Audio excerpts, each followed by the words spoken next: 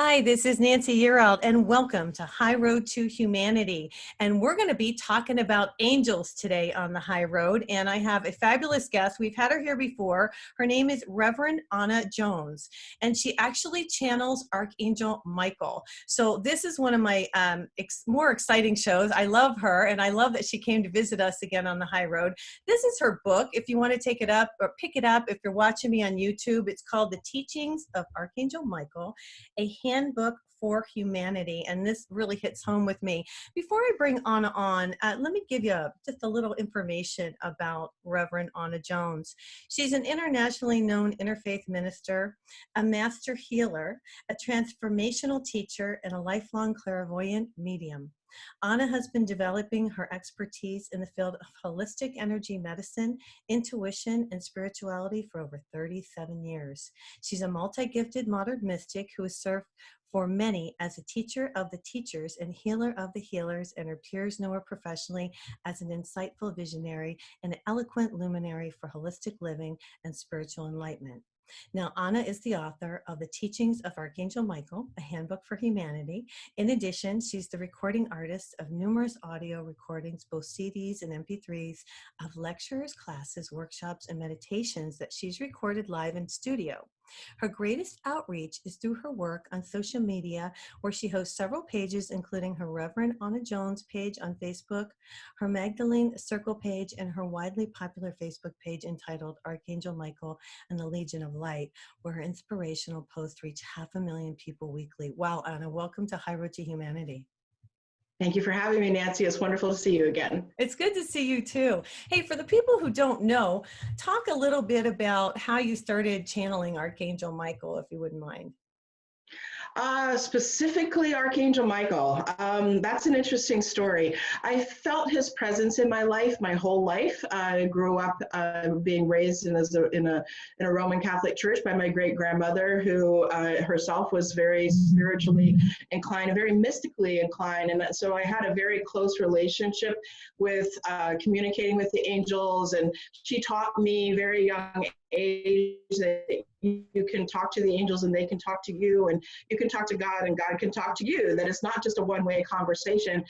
So I felt that personal connection and that personal communication for as long as I can remember, since being a little child. But as far as being able to consciously evolve that into the work that I do today, I'd say it began in a few different stages. I mean, one was when I was a teenager doing laying on of hands healing in a charismatic youth group, charismatic Catholic youth group setting, in which I would get messages to deliver to other people that we were doing the healing with. It didn't make sense to them always at the time, didn't always make sense to me either. But I would get those messages and they would make sense maybe later, or they seem meaningful.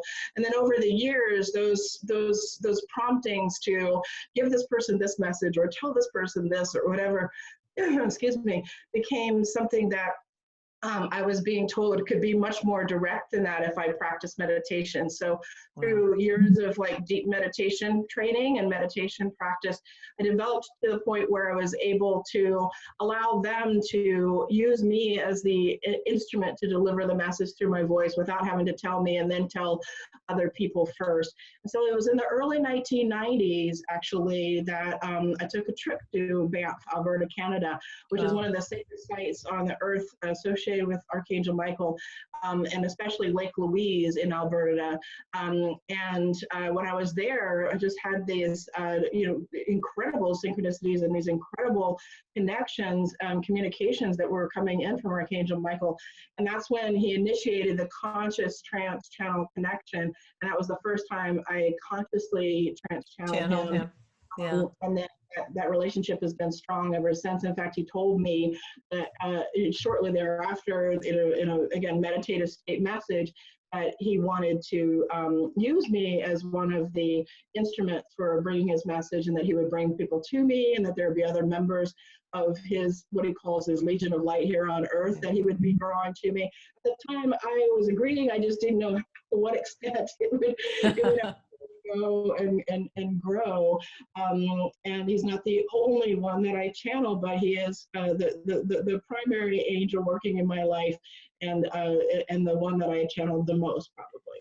Yeah. Now I have two questions. Why this lake in Alberta, Canada? Why is it so spiritual? Why is Archangel Michael's presence there stronger? There's a few places on the earth where he has a special connection. One of those places at Mont Saint Michel in Normandy, France, which is one of the places that I lead pilgrimage retreats to. I was planning on doing that this year, but not going to do it this year. Going to have to be some future year. And then the place in Lake Louise, there's a glacier there, a glacier mount that is a very special sacred site for him and for his energies. I see. What other angels do you channel? Now, I didn't know, I wasn't sure that you channeled. Is there any other angels that are biblical that? In my private practice work where I'm one-on-one with people doing angel and spirit guide channeling one-on-one as readings, the way my ability and my gift has always worked is it's whomever is working with that person is who comes through. Okay. So, whatever angel is your angel or whatever archangel is associated with you is usually who comes through. Now, Archangel Michael has guided me and taught me how to access others in the angelic realm and how to invoke and have their energies come through. So I also can invoke all of the archangels actually and channel them. However, it's still up to them. I mean, it's like I can invoke them and almost always they'll come through, but it's still up to them because it still could be another angel or spirit guide even. I mean, there are still times where the angels have honed in on me more and more to be a channel for them, but there are still times where the spirit guides will actually come through as well. Come through.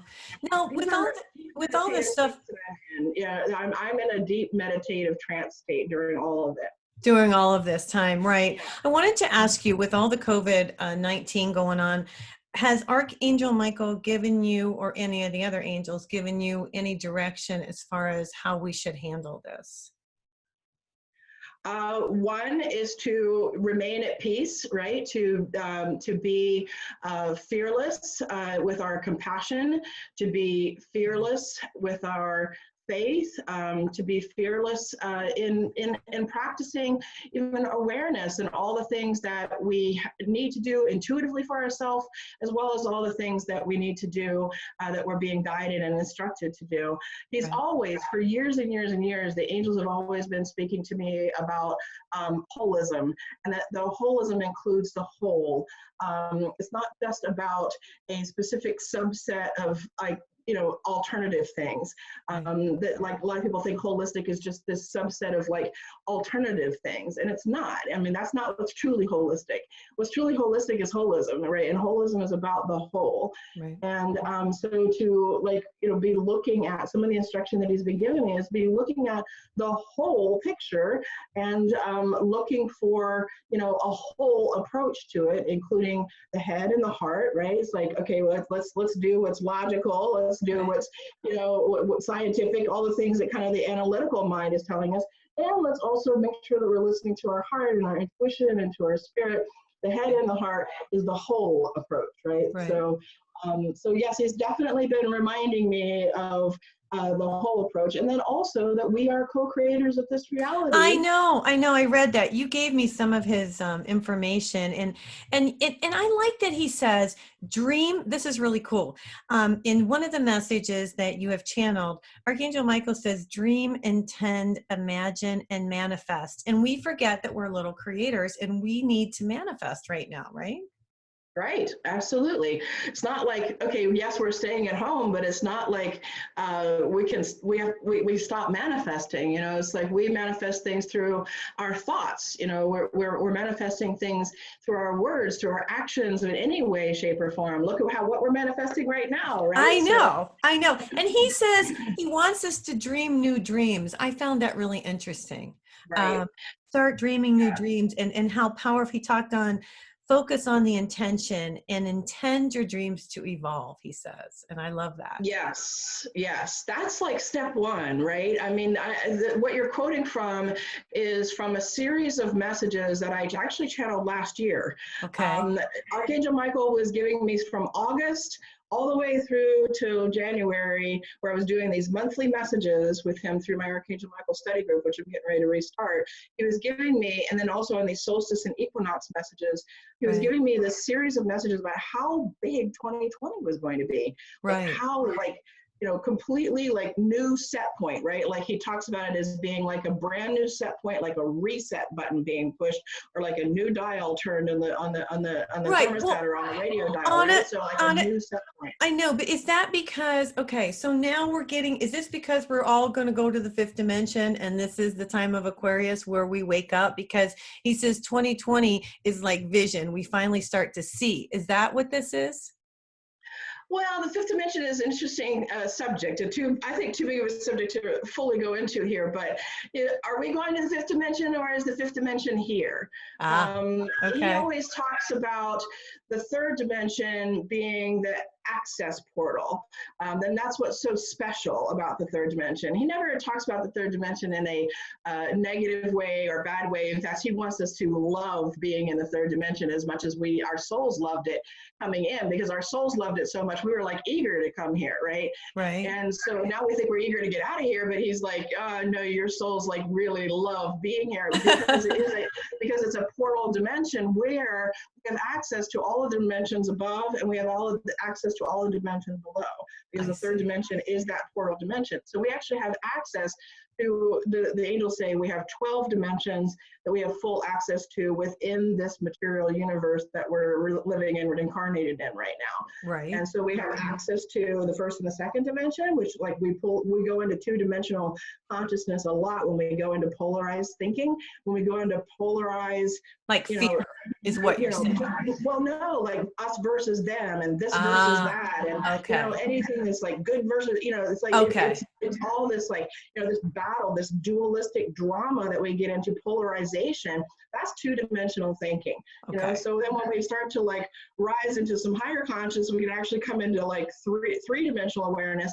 And then when we go into like deep meditative states, and we practice becoming more conscious and more aware, then we can access those other dimensions, and we can literally bring through energies from those higher dimensions. We can bring through a fourth dimension, we can bring through fifth dimension, we can bring them through. We don't leave the three-dimensional physical form in the instruction that he gives us.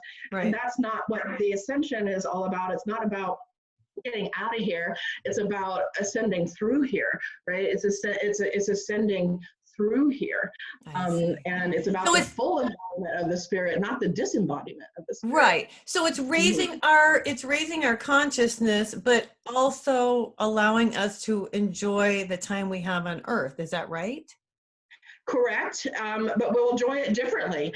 He does talk about in the messages that I sent you in some of those transcripts about the difference between enjoyment with our physical 3D senses and the type of spiritual enjoyment.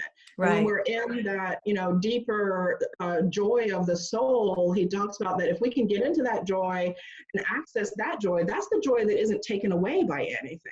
And that's the consciousness definitely to be in during this time period. Right? Because if we're in our 3D sense enjoyment only, then we're going to be suffering. We're going to be pretty miserable, because we're feeling like a lot of those things that we enjoy and the enjoyment we get from it is being taken away from us, and there's a whole freak out about well, listen, there's a freak out. I'm going to stop you there, because we're going to head to commercial break real quick, and when we come back, I want to talk about that joy and how to get that joy in our souls, and that's really important. Hey, you guys, I'm here today with Reverend Anna Jones. Her book is called The Teachings of Archangel Michael. It's a handbook for humanity. This is Nancy Yearout, and we'll be right back.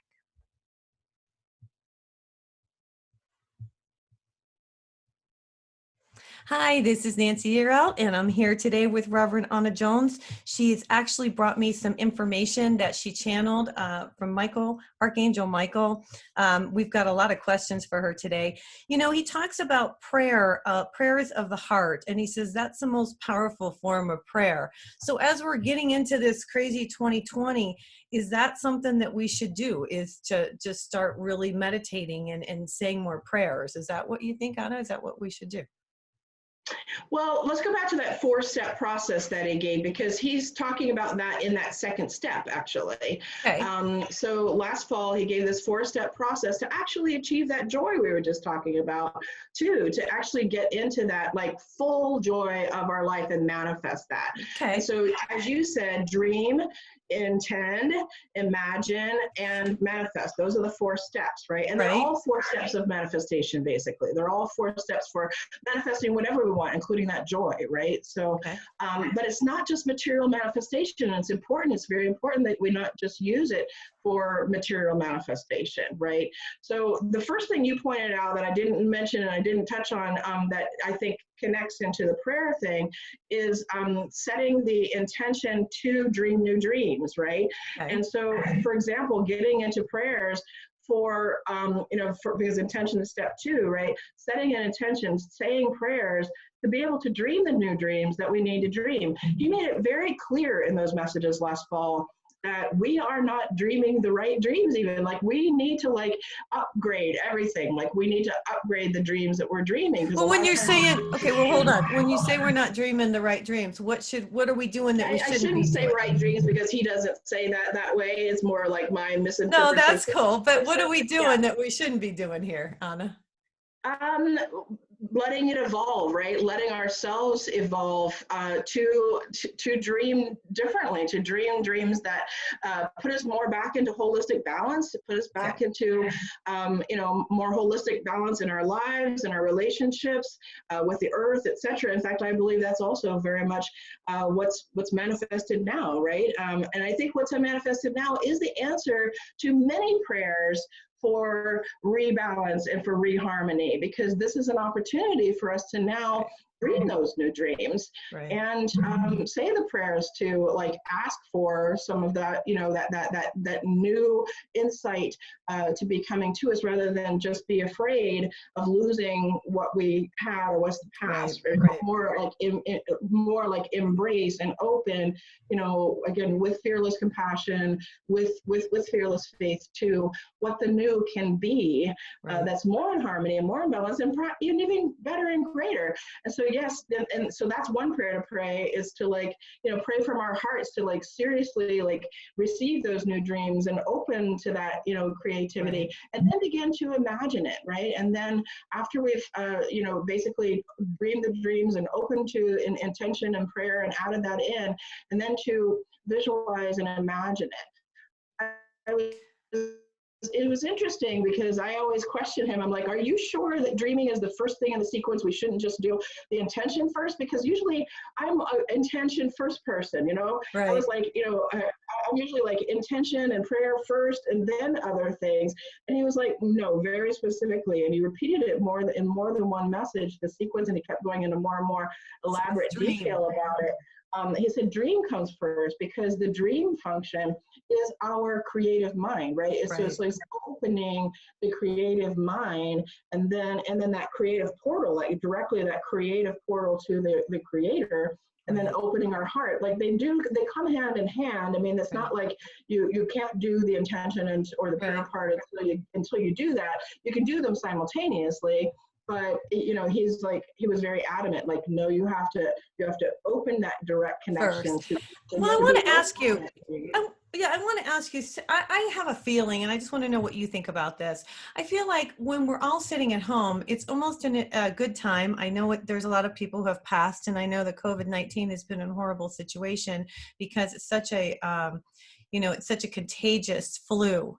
But then on the flip side, I look at people staying home and being quiet and having the time to dream and taking the time to realize what is important. And I almost wonder how interesting that it was set up like this, that we're having this point in our lives where we're all sitting and we have some stillness. Talk to me about that, Anna. What do you think? Absolutely, I agree with you. It's not by accident. I do believe our free will has played a role in how things have unfolded. But what he was talking about all last year was that this shift had to happen. Period. No matter what free will choices brought about the path or brought about what manifested. That the shift we needed to make needed to happen regardless. The new set point that we have to reach to come back into balance. Because again, one of the things I always found interesting those months leading up to it, I would always look back and go, wow, 2020, it must be something really significant. And I paralleled it with 2012, right? It was like, okay, some whole new era began in 2012 that we're still in the early dawn moments of, and he speaks about that too. He's been speaking about that to me since 1987 in other ways, right? So in other kind of like auditory messages that I've gotten, but this 2020, I was like, wow, there's got to be, he's talking about it as if it's like some, decade long shift, right? It's like, there's not going to be another shift that like parallels this one for another decade. But even then it seemed like everything that happens in 2020 that brings forward that new decade isn't even going to determine that 2030 shift that's coming. So it seemed like the 2020 one is like a huge turning point. And back in 2012, actually, he channeled through a series of messages on December 21st, 2012, right around that, 3 messages over the time of that solstice. And he said during that time in 2012 that 2016 and 2020 would be 2 pivotal turning points, and that there wouldn't be another major turning point until 2030. Wow. So whatever 2016 and 2020 ushered in, that we would be in that energy, that we would be experiencing that, and not that there's going to be new shifts still, right? But it's kind of like waves. He uses that waves analogy a lot. Right. I read that where he talks about waves. Well, it's as we all change our energy, then it changes everything for the universe. So if I change and I become more enlightened, that meaning I meditate more and I start to think about humanity more and I start to not care about my material items as much as I used to. So when my energy changed, I'll just use myself for an example, then it's a shift for everybody, correct? And that's what this is. This is all everybody shifting the way they think and changing the energy here on Earth, correct? Absolutely correct. You are correct. And it's not just a shift in opening our minds, it's also a shift in opening our hearts, which is what my next book is actually going to be about, on opening your heart and keeping your heart open in all times and all circumstances.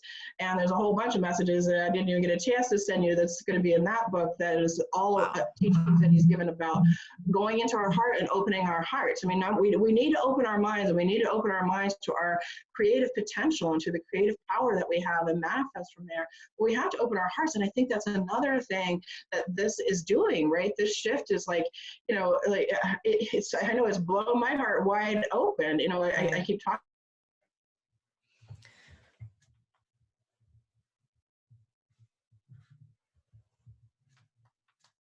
We've had a really hard time, a lot of people opening their hearts, and I think that's been difficult for a lot of people. And Anna, I just wonder why it's been so difficult for so many people to open their hearts up.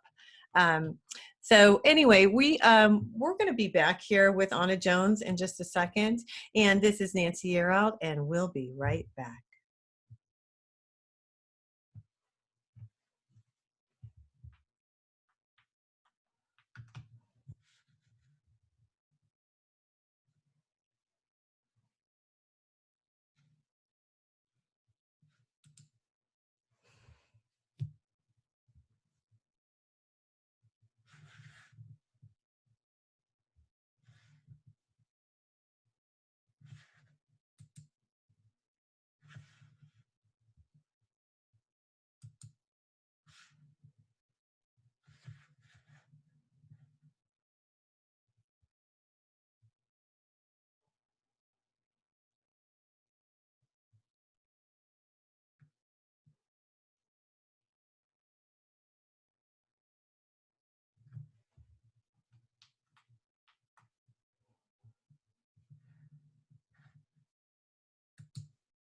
Hi, this is Nancy Yearout, and we are resuming our interview here today with Anna Jones. And Anna, I don't even know if it did right or not. Hi, this is Nancy Yearout, and we are back with Anna Jones, and we are talking about Archangel Michael. We had a little bit of technical difficulty there, but we are back. And Anna, you were talking about opening up our hearts, and I was asking you, how can we open up our hearts? How can we open up our hearts? That's a loaded question, isn't it? Anna, we need your help. Yes. One the thing I'll just go with what our Archangel Michael guides, right? So one Okay. of the things is don't be afraid of pain. You know, don't be afraid of our own pain, and don't be afraid of the pain and suffering of others. That doesn't mean that we become desensitized to it. That's not what I'm saying, and that's not what he recommends either. But Okay. don't be afraid to feel it, because we'll shut down our hearts. That's one of the things, like immediately we'll shut down our hearts if we're afraid, you know, if we're Okay. afraid of being hurt, if we're afraid to feel pain in any way, shape, or form, if we're afraid of feeling the pain of others. Because, you know, there are people who are highly sensitive empaths like myself, maybe yourself, other people that I know that are Right. highly sensitive empaths. But everybody, unless there's some form of mental illness involved, everybody has empathy to some degree. And Right. that empathy is the ability to feel with our hearts what other people are feeling, right? To, like, you know, when we say my heart goes out to that person, right? Like it's happening to me all the time, you know, it's like, you know, literally, like my heart is going out to, you know, all the people who are losing loved ones, all the people who are grieving, you know, that my literally my heart chakra energy is like opening and going out to them. But before I felt comfortable and safe doing that, and knew that I could be comfortable and safe doing that, I used to try to shut that down. I tried to feel that and I'd be like, I don't want to feel that. And I'd like try to Right. like off or just like go up into my head and like just stay in my head only. I mean, Right. that's the other problem is like we can't, it's hard for us to keep our hearts open if we're going into our heads and living from our heads only. We have to actually go into our hearts and not just feel the depth of the emotion there, but feel all that we can feel there, because Archangel Michael also describes in his teachings, especially the ones that are coming up in my new book called Keeping Your Heart Open, which will be coming out this year. It was going to be coming out this spring, but this whole thing with the virus has delayed it. But he talks about how, you know, that journey, first of all, to the head, to the heart, you know, it's a very difficult journey sometimes to make, but Right. we have to open the heart through our love, through our dedication, through our empathy, through our compassion, and being present, you know, being present to it, and to like go into the deeper parts of our heart. Even, you know, he talks about how the heart chakra has three functions. The heart chakra basically serves as our highest emotional center, Right. and, you know, we feel so much emotion, but we have the capacity to feel so much more than just emotion. And so it's also a spiritual center.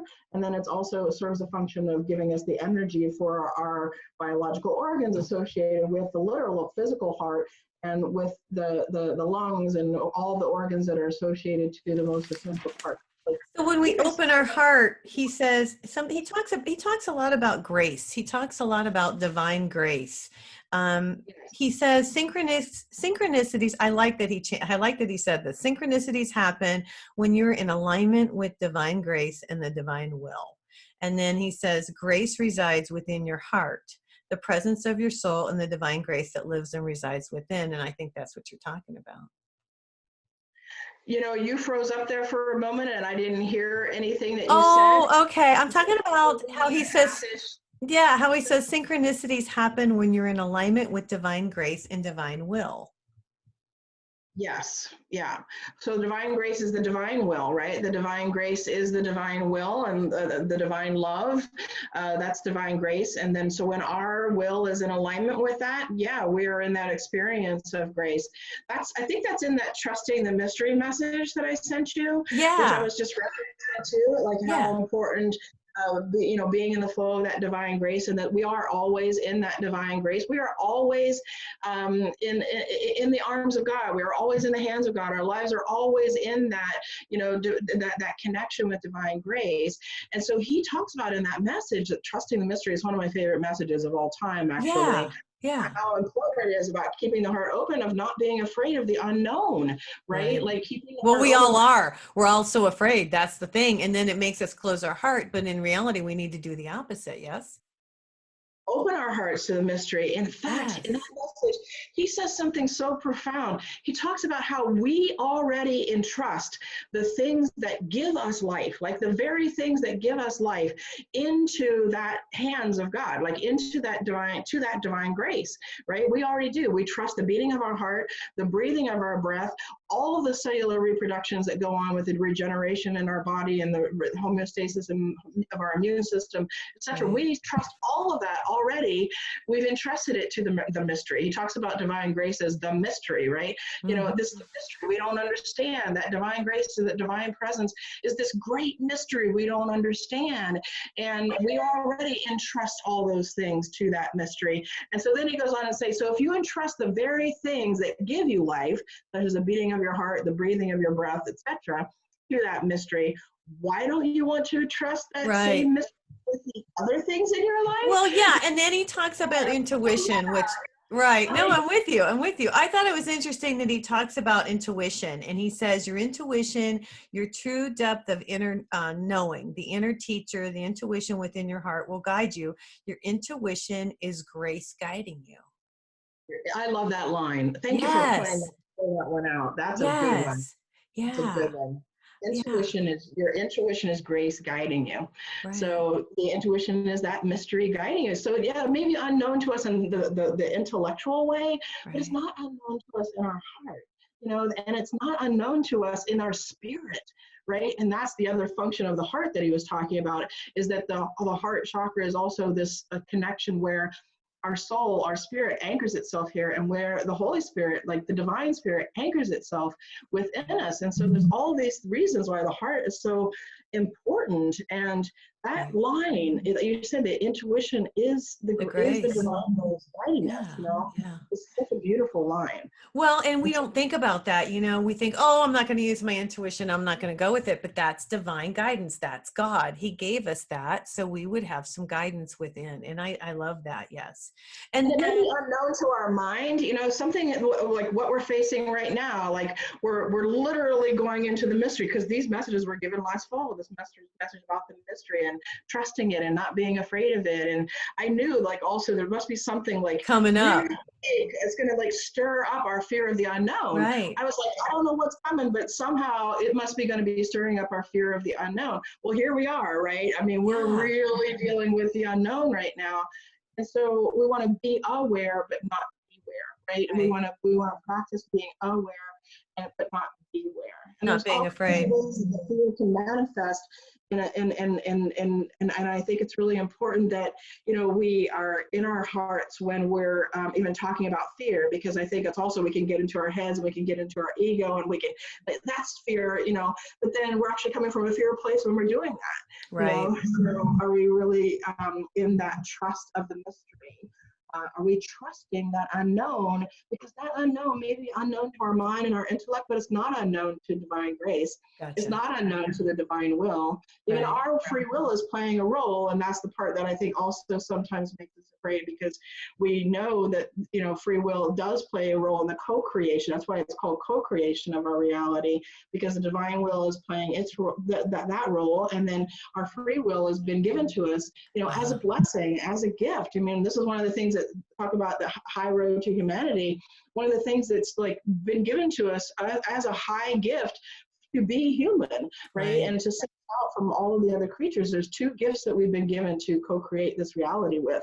One is the free will, is our will, and the other is our imagination. Right. Which, by the way, getting back to that 4-step process we were talking about, when we get to, you know, open the dreams, doing the intention, doing the prayer work, praying from our hearts, with our hearts open, not just Right. from our heads, and not Right. just about what we want, but what we feel and what we want to feel, and Right. what we love and what we want to love, like deeper into that real deep love, then we can get into imagining it, right? That third step of like using this incredible power that we have to create this reality with.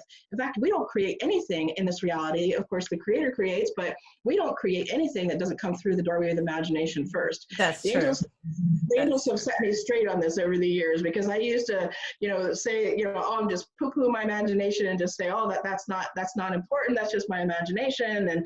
and they'd be like, what are you doing? Like, do you know what you're talking about? Do you know what you're closing and what you're putting down? You're putting down the power that you have to create. Like, you can't create anything in this world or in this without life. imagination. Open that doorway of imagination first. Right. Hey, I want to talk a little bit about the waves of energy, because he does talk about the waves of energy. And I thought this was interesting. He said, because this hit home with me personally. He says, those of you who are on the first wave have a strong desire to complete this mission, to have this be your last time on earth. So talk to us about, what do you think about that, Anna? Because a lot of us are here, and it's like, I have those days where it's like, seriously, I mean, I don't know if I want to be here, but I'm going to keep going, and it's hard. It's hard to be Yeah. here right now.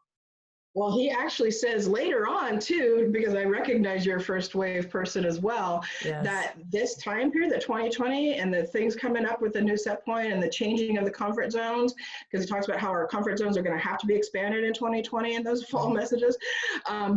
He also says that it's going to be the hardest on the people who are the first wave. Yeah. That in many ways it's going to be the hardest on us. And I've been experiencing that too.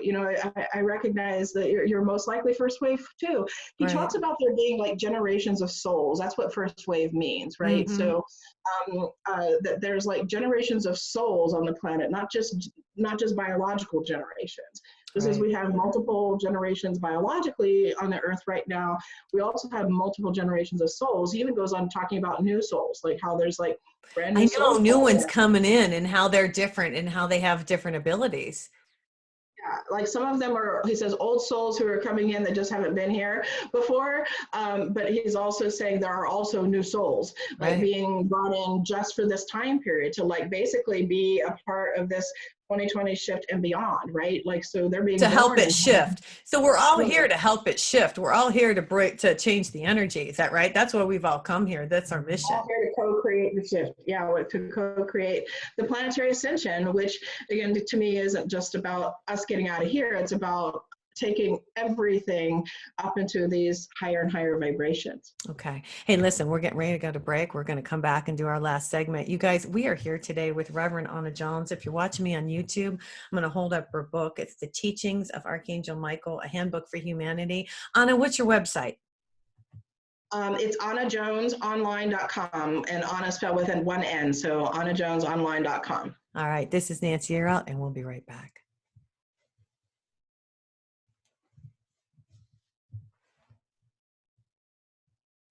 Hi, it's Nancy Earl. I'm here. We're talking about Archangel Michael with Reverend Anna Jones. Anna, I'm so glad you came today. Talk about your new book that you've got that you're working on, and you were going to come out with it, but then you didn't. Before we get back into some of this stuff, talk about your book. It's like I said earlier, it's called Keeping Your Heart Open. That's a title given by Archangel Michael. And even the subtitle he gave, the subtitle is At All Times, in All Ways, in All Circumstances. And I kept thinking, really? Like, you really want it to be called At All Times, in All Ways, in All Circumstances? And again, this was all channeled like a couple of years ago prior to what's happening now. And then now I've been shaking my head going, okay, this is why it has to be subtitled In All Circumstances. No matter what. You have to keep the heart open no matter what the circumstances are. And there's going to be at least 16 chapters, 16 distinct different messages that were channeled over a period of time. 12 of them were channeled in sequence monthly. I'm getting ready to restart my Archangel Michael and Legion of Light study group.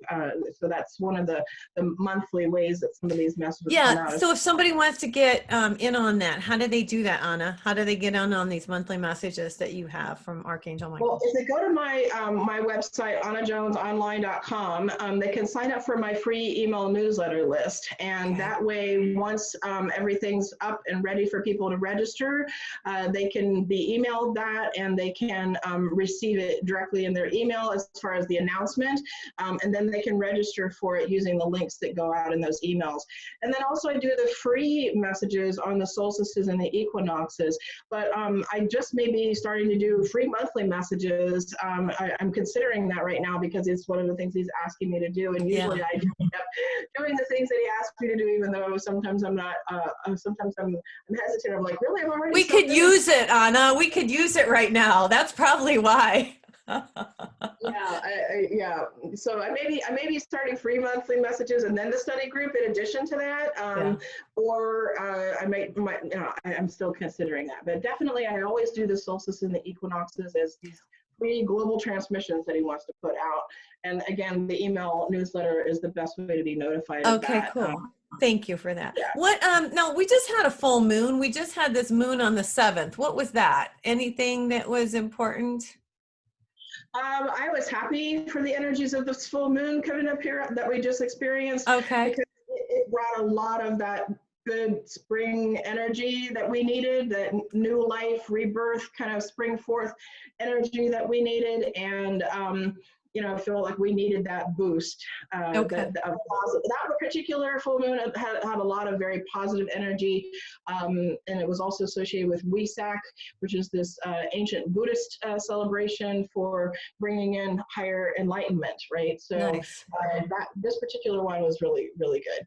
And we Good. are going to be this year, I'll say, in June, we're going to be having more eclipses. This year started with eclipses, and we're going to have 3 solar lunar eclipse cycles within the year 2020. When are they? I also knew last year when I was looking at 2020, I was like, we're going to have 3 eclipses in 2020. That's a lot. And not just 3 solar, but 3 lunar, because they come in pairs. Like we almost always have. I think it always happens that way cosmologically. They come in pairs. So we'll have 3 solar, 3 lunar eclipses. So we started the year with a pair, and then we're going to be having the next pair in June. One of them is on the summer solstice. It's going to be powerful. I forget whether it's, I don't have the information in front of me right now, whether it's a lunar or solar, but one of the pairs of the upcoming eclipses this summer is on the actual summer solstice. Now, what does that mean? What is the meaning behind that, Anna? The one in June? Again, big shifts, big energy shifts happen when there are eclipses. It's not uncommon for us to have 2 in a year, but there are some years where we have 1 pair, and then there are these rare years where we have 3 pairs of eclipses. And so that also tells us just how much shift is happening in this year, how powerful this year is going to be. Some people see eclipses energies as very positive. Some people see it as very negative. In fact, some indigenous cultures always felt that it was not an auspicious thing because the light was being blocked, right? Like the shadow of the moon or the shadow of the earth would block that light or cover that light. So there is that aspect of it. There is like this, overshadowing of the light that does happen that energetically concerns people and energetically, is interpreted different ways by people. But I always feel the alignment part of it. I mean, yes, there is the shadowing part of it, but the alignment part of it, I always feel is the positive energy, the auspicious part of the energy when the sun, the earth, and the moon come into that kind of alignment. Right. And there's that strong energetic connection between them, which, we know the moon already affects us in a powerful way on the emotional level. And so it can affect us emotionally, it can affect us physically. It definitely affects us energetically. Whether we feel anything or not, it always affects us energetically. Right. And because of that shadowing of the light part of it, I always feel that the eclipses are times when, things are being brought out of the shadow, right? Like we're leading to look at the shadow, right? Like literally we're needed to look at the shadow and being brought out of the shadow. And Archangel Michael's been channeling since 2012, actually, that this whole being, and he doesn't tell me exactly when, maybe 2030 is when we're going to get out of it, I don't know, but we're in this major karmic return, and we're in this major time of bringing everything out of the shadow into the light. And so he was even saying last year, in 2019, that now we're getting into some of the darker parts of the shadow. Now we're getting into some of the darkest part of the shadow to bring it out into the light. He never talks about the dark energy and as being some absence of the light. He only talks about the shadowing, right? That's all there is. There's only the light, and then there's that which tries to obstruct it. Right. Which tries to block it. And only when it tries to block it, only a shadow is cast, but the light is still there, right? I mean, that's the other nice thing about the eclipses, right? It's okay, there's that alignment taking place and that shadow is there, but guess what? The light is still there too, and the shadow will move, the shadow will clear. All shadows have to clear, and all things have to be brought back to the light. Brought back to the light. I love that. You know, one thing he says 2020, because he talks about 2020 is perfect vision.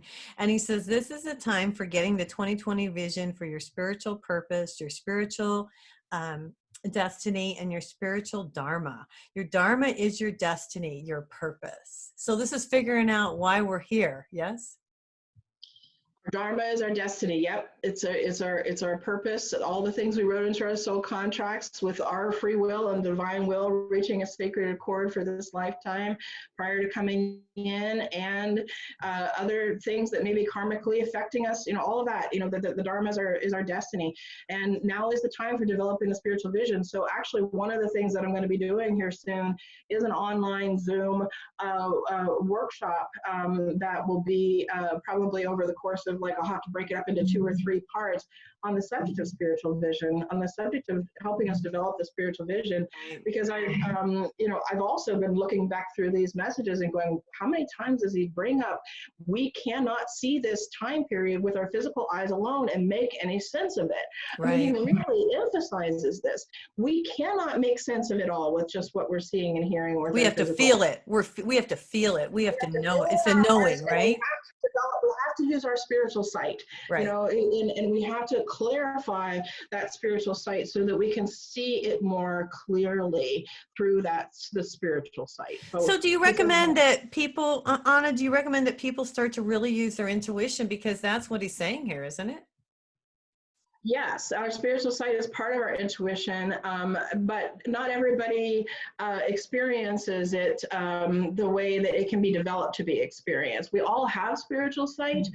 We use it every time we see our thoughts. For example, if I tell you to see an apple in your mind's eye, you're using your third eye to see your thoughts, right? If I tell you to pull up a memory of one of your happiest memories, or pull up a memory of your mother, you'll see that with your mind's eye, because your mind is using your spiritual vision, your spiritual sight, to see its thoughts, to see its memories. But we also have so much more capability other than just seeing memories with it. I mean, this is what I've experienced my whole life as a clairvoyant. I've always seen things that other people don't see. I've always seen things that you physical eyes can't see. For example, I see colors on a regular basis in my meditations, when I'm working with seeing the aura, because I can see the chakras, I can see the aura. I see colors that don't exist to my physical eyes. Like, so I can't tell you what those colors look like, because I wish I could. I wish I could say a little bit of that or a little bit of this, but they actually are not something that we physically can have any reference to. Right. There are whole other colors that are whole other frequency color spectrum. You know, and that's just one example of things that we can see. I mean, we can see, and another example of us using our spiritual sight is in our dreams, right? And actually, getting back to the point that he makes about dreaming and how we need to dream new dreams, he actually talks about waking state dreams and sleeping state dreams, right? So both. So he's actually saying that we need to be paying more attention to our sleep state dreams, because that's when we're in spirit and we're communing with the spirit world, and that spiritual sight is wide open, and those spiritual senses that we have are all being used to Well, and I always say, and I don't know if you tell people this or not, Anna, but I keep a book next to my bed, because I've been dreaming all these crazy dreams, and then I get up in the morning and I write it right away, because I wouldn't remember it if I didn't write it down. So you guys, if you keep a book and write down some of these dreams, because you may not remember it 5 or 10 minutes after you get up, but they all have some meaning. Yes. Well, it doesn't mean we take them all literally. Right. I mean, I think that would be a mistake we would make if we just took every dream we had literally. But, you know, it's the language of symbolism. And sometimes there's literal things, you know, sometimes there's literal messages. In fact, I just had 2 or 3 weeks ago a profound dream in which Archangel Michael came into my dream. I don't have very many dreams where I'm aware that that's who I'm with, right? And he wasn't there in some magnificent winged form like we all would think that he would appear, right? In fact, it took me a while to really become aware in the dream of like who I was with, because most of the time when the angels appear in our dreams, they appear as somebody we know and love and trust, and they just appear as somebody that we can relate to, and so he was giving me this profound life-changing experience in this dream of asking me to trust him more and putting my trust even more in him. So it was pretty amazing that I became conscious in the dream too. At first, it was just kind of a normal dream, and I was like, "Who is this person?" And then I became more and more aware. Like, wait a minute, this is not an average person here that This is, that yeah. I'm talking to. Yeah. Mm-hmm. Hey, listen, we're coming to the end of our show, and God, Anna, I could talk to you for another hour about this. I hope you'll come back when your book comes out. Oh, would love to. Absolutely. Okay. You guys, if this is her book that she has out right now, you should pick it up. It's a wonderful read. It's the Teachings of Archangel Michael, a handbook for humanity. You've also inspired me that I might just release these messages about 2020 as an ebook or something. I think you should. I think you should. You guys, she's got these messages that she sent to me before the show, and she channeled these in 2020. So yeah, sign up. So if they go to, they can go to your website. Maybe you'll put those up for people to see. Yeah, if they were sign up for the email newsletter, if it comes out, they'll get an email about it. All right, cool. Anna, anything you want to leave us with before we go today? Just to stay in our hearts and be patient, work together. We all need to, work together in order to get through this. I mean, it really is important. It's not a cliche saying. I mean, I know everybody's saying it, but everybody's saying it because we really do, division and divisiveness and, getting into things that cause us to, divide ourselves and divide each other. We need harmony. We need harmony. It's not what the spiritual teachers and the spiritual wisdom and the spiritual practices of the ages have ever taught us, right? Right, exactly. So we need to work together. Awesome. Thank you for coming in. Thank you for giving us this message. You guys, this is Nancy Yearout. Have a terrific week. This is High Road to Humanity, and we'll see you next week.